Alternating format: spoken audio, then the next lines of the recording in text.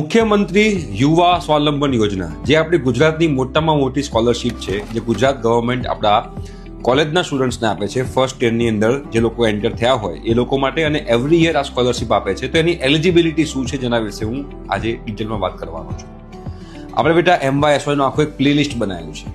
એ પ્લેલિસ્ટની link મારા Instagram એકાઉન્ટના બાયોમાં available છે.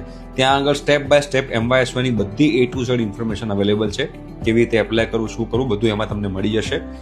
તો એ પ્લેલિસ્ટ તમે ખાસ જોઈ લેજો. આજે બેટા હું એલિજિબિલિટીની વાત કરવાનો છું. તમે લોકો બેટા ડિપ્લોમાની અંદર એડમિશન લીધું હોય, 10th પછી ડિપ્લોમામાં, તમારે 10thમાં તમારા 80% હોવા જોઈએ. તમે 12th પછી એડમિશન લીધું હોય એન્જિનિયરિંગમાં, ફાર્મસી, BBA, BCom, BCA કોઈ પણ હોય, 12thમાં તમારા સાયન્સમાં 3% બતાવતા હોય છે ગુજરાત બોર્ડમાં. 3માંથી ગમે તે પર્સન્ટાઇલ હોય, એ ગમે તે એકના 80 ઉપરના પર્સન્ટાઇલ હોવા જોઈએ. તમે કોમર્સમાં હોવ તો તમારા 12thમાં 80 ઉપર પર્સન્ટાઇલ હોવા જોઈએ, અને તમારી ફેમિલી ઇન્કમ જે છે 6 લાખથી ઓછી હોવી જોઈએ.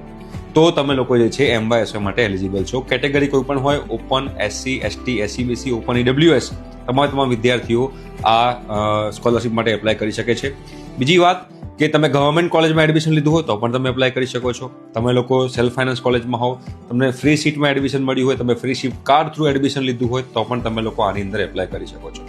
તમે મેનેજમેન્ટ કોટામાં એડમિશન લીધું હોય, તમે JEE મેન્સ થ્રુ એડમિશન લીધું હોય, કે તમે ગુજકેટ, તમે ACPC થ્રુ એડમિશન લીધું હોય તો પણ તમે લોકો આ MYSYમાં એપ્લાય કરી શકો છો. રાઈટ. આ જે એલિજિબિલિટી મેં તમને કીધી છે એ 80% વાળી એલિજિબિલિટી MBBS માટે નથી. MBBS માટે માત્ર અને માત્ર ફેમિલીનો ઇન્કમ ક્રાઇટેરિયા 6 લાખથી ઓછો હોવો જોઈએ. તો આ એલિજિબિલિટી ક્રાઇટેરિયા છે MYSYમાં એપ્લાય કરવા માટે. આખું ડિટેલમાં બધું સમજવું હોય તો મારા ઇન્સ્ટાગ્રામ બાયોમાં આખી પ્લેલિસ્ટની લિંક છે, ત્યાં જઈ તમે લોકો જોઈ શકો છો. ઠીક છે? Thank you.